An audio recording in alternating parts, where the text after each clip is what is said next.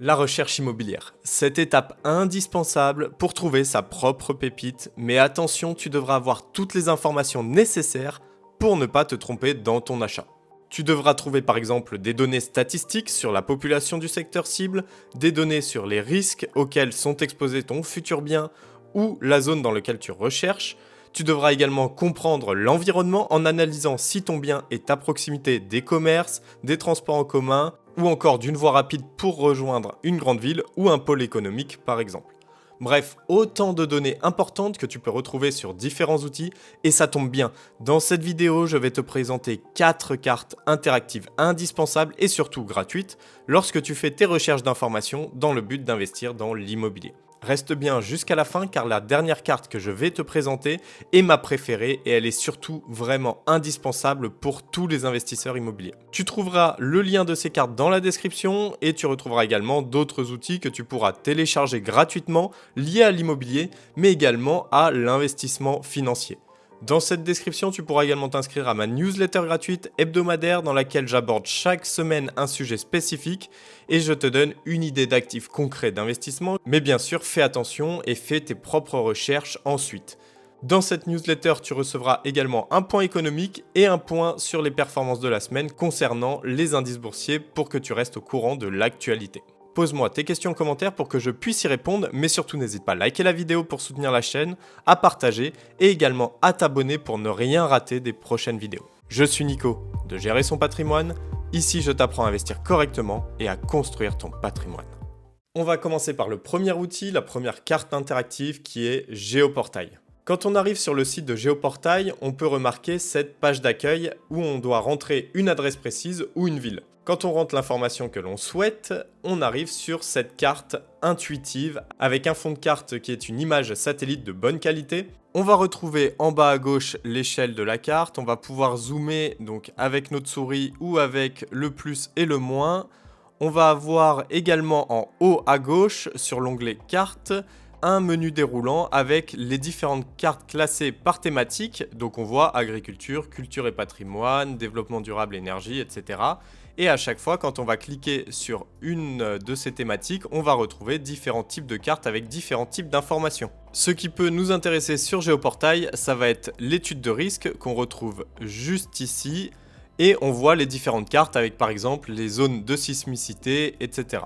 On retrouvera également des pôles d'intérêt comme les hôpitaux, les maisons de retraite, les stades, etc. On aura également des données statistiques liées à la démographie, au logement ou encore au niveau de vie. Pour ces données statistiques, on verra une carte un peu plus précise tout à l'heure, mais Géoportail fait très bien l'affaire également. Lorsque l'on sélectionne une carte, elle va être affichée juste ici à droite quand on clique sur les calques et on voit les différentes cartes apparaître. On peut faire différentes choses telles que la supprimer définitivement de son calque, mais également la masquer temporairement. Géoportail s'utilise aussi beaucoup pour analyser le cadastre d'un bien, d'une zone. Donc il nous suffit d'aller dans territoire et transport, foncier, cadastre et urbanisme, et ici, en cliquant sur parcelle cadastrale, on va pouvoir accéder au cadastre de tous les biens de la ville. L'avantage c'est qu'une fois qu'on a le cadastre, déjà on a le numéro, donc ce qui nous permet de le retrouver sur des documents officiels, et on a la délimitation. Cette délimitation nous permettra ensuite de mesurer la surface de la parcelle par exemple en allant dans les outils,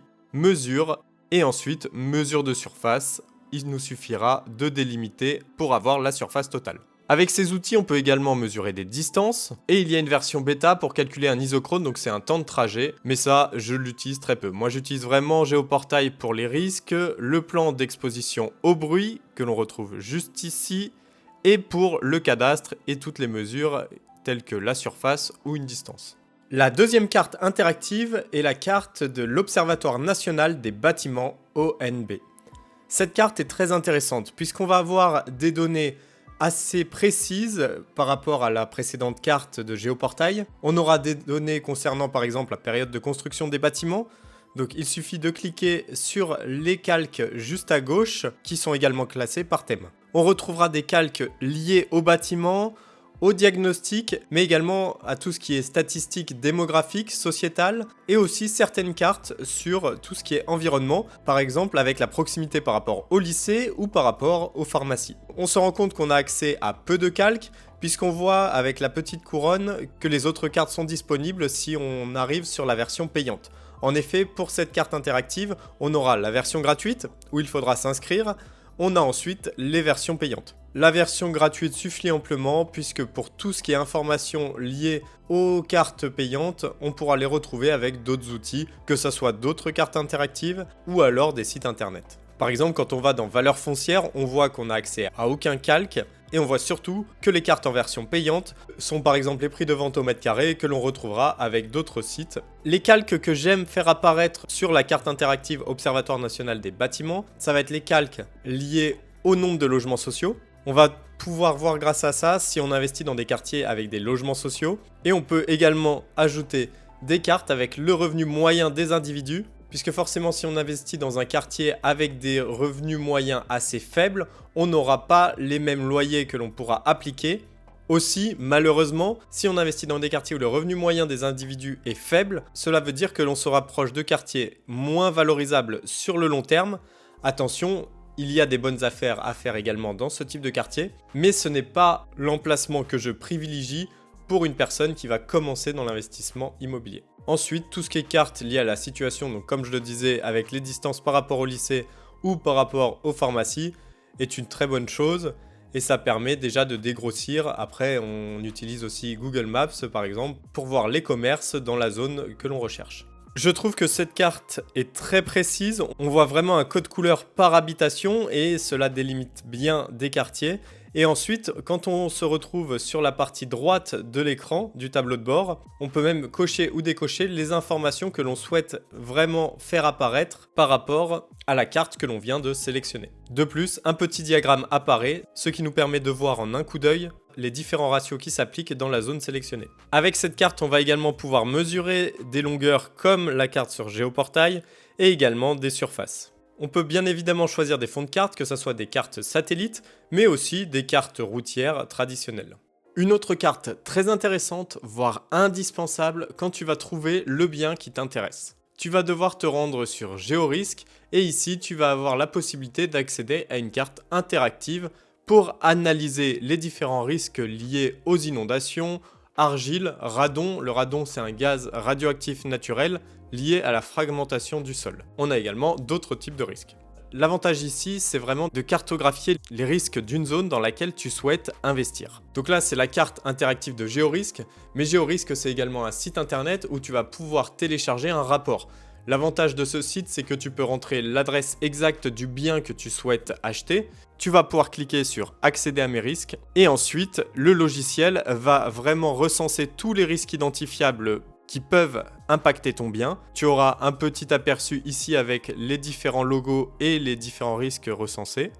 Mais ce que tu vas pouvoir faire, c'est surtout télécharger le rapport de risque afin d'avoir plus précisément toutes les explications liées aux risques qui ont été recensés par le logiciel. Donc Géorisque, ça s'utilise avec le site et aussi avec la carte interactive si tu souhaites avoir les risques dans une zone et que tu n'as pas encore de bien précis.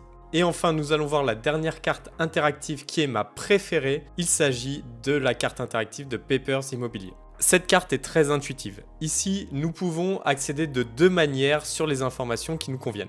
On peut déjà faire une recherche avec l'adresse du bien précis qu'on cible. Donc il suffit de rentrer l'adresse juste ici dans cette barre de recherche. Ou alors on peut tout simplement zoomer sur la zone que l'on souhaite analyser ou rechercher le bien de manière manuelle. Une fois qu'on arrive sur la zone qu'on souhaite analyser, on peut voir différents prix sur différentes parcelles. Donc là, on a bien les parcelles pour les appartements, les immeubles ou les maisons. Et quand on clique sur la parcelle, on va retrouver différentes choses comme tout d'abord le prix et l'historique des ventes avec des appartements vendus ici pour l'exemple de 2014 jusque 2022. Donc on voit différents prix pour différents types d'appartements. On a du 45 m², 36 m², etc. En plus d'analyser les prix et l'historique de vente, on peut également voir qui est le propriétaire d'un ou de plusieurs appartements dans un immeuble par exemple ou d'une maison si cela est indiqué sur Papers Immobilier.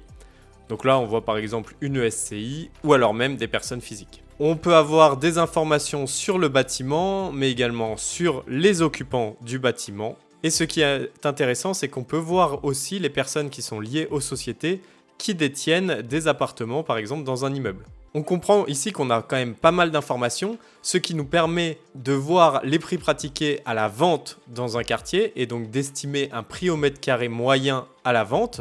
Je te rappelle que cette information, elle était payante sur la carte interactive ONB. Mais toutes ces autres informations permettent également de prospecter et de rechercher les coordonnées des propriétaires présentés sur Papers Immobilier afin de, pourquoi pas, organiser une visite et ensuite faire une offre. Une autre chose que j'aime particulièrement sur Papers Immobilier, c'est que l'on peut sélectionner diverses cartes, dont une très intéressante qui est le zonage PLU. En effet, lorsque l'on va sélectionner le zonage PLU, on va voir les différentes zones qui apparaissent ici, et donc on pourra aller rechercher dans le PLU les informations qui correspondent à l'emplacement du bien sur lequel on souhaite se positionner. Cette carte interactive est très puissante, et elle est surtout indispensable pour tous les investisseurs immobiliers. J'espère que cette vidéo t'a plu. Dis-moi dans les commentaires quel est ton outil préféré quand tu fais de l'investissement immobilier. Et si tu es débutant et que tu commences tout juste à t'y intéresser, dis-moi quelle carte te semble la plus appropriée pour tes futures recherches. Comme je le disais au début de la vidéo, tu retrouveras le lien de ces cartes en description, donc n'hésite pas à aller voir ce qu'il y a dans la description. Tu verras, tu trouveras plein de choses intéressantes. Pour ne rien rater des prochaines vidéos, tu peux cliquer juste ici. Et pour voir une vidéo qui pourra vraiment t'intéresser, n'hésite pas à cliquer juste là. Je te dis à la prochaine et surtout, prends soin de tes investissements.